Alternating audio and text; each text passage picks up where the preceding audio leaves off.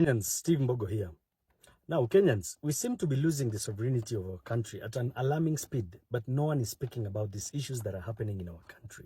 Now, earlier, Hey guys, this is the Hub TV, the most fascinating stories. My name is Jesse Bull.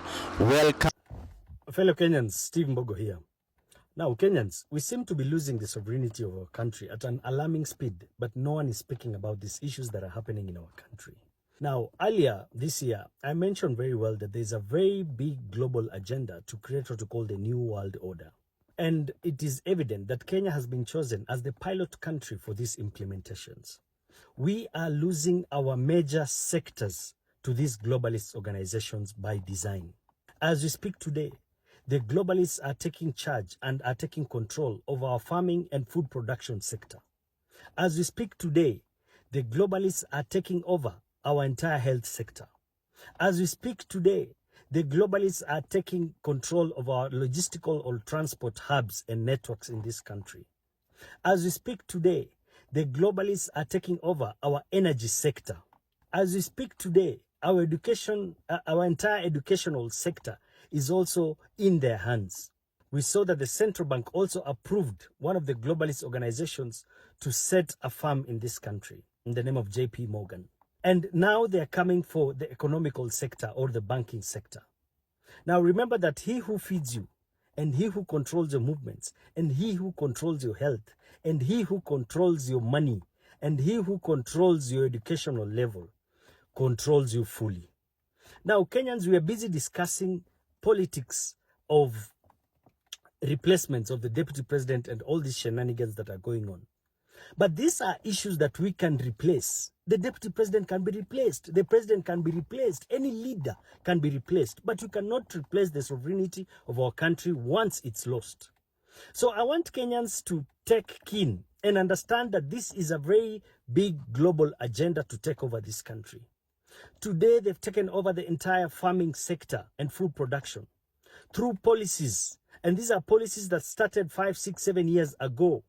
The seed policies, the livestock policies, the agricultural policies we are seeing, and land policies are all towards ensuring that no one is able to afford or do farming in this country and create a leeway for the globalist organizations to take full control of the agricultural practices in this country.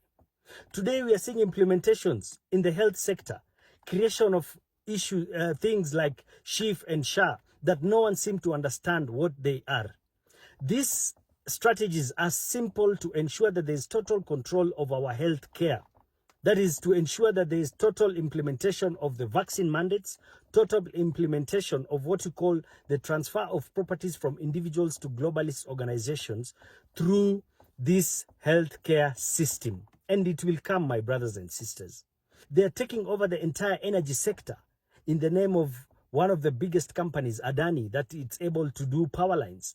And it's very sad that some of our leaders are now approving that Adani is a very good organization. Do your home ground check. Look at the situation of Adani with the Bangladesh government.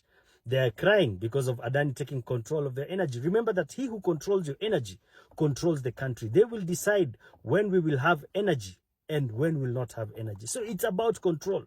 Today we are seeing our major transport hubs, like the airport, has been taken over by these globalist organizations. And Kenyans should do an independent research, and you'll find out that Adani is one of the biggest organizations in the World Economic Forum. And the World Economic Forum is the leading organization that is creating what you call this implementation of the New World Order. They're taking over the airport. Remember, he who controls your transport hubs like the airport controls what is going in and going out of your country. So that is also part of the agenda. Next will be the ports. Next will be the railway lines. We are going to see all these things being implemented here. Today, as we speak, there's total chaos in the education sector. And this education sector, you realize that we even have globalists who are in charge of some of our universities, some of our implementations and educational courses.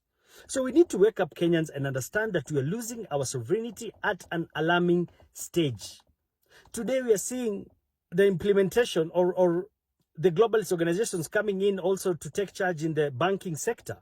Remember, I told you, one of the biggest agenda is to create what we call a one world currency. And the world currency entails what we call the central bank digital currencies. And we know these organizations are not coming here to do the normal banking activities. They are coming to implement the central bank digital currencies, which will be connected to your biometric digital ID that the Kenyan government in itself has said very soon they're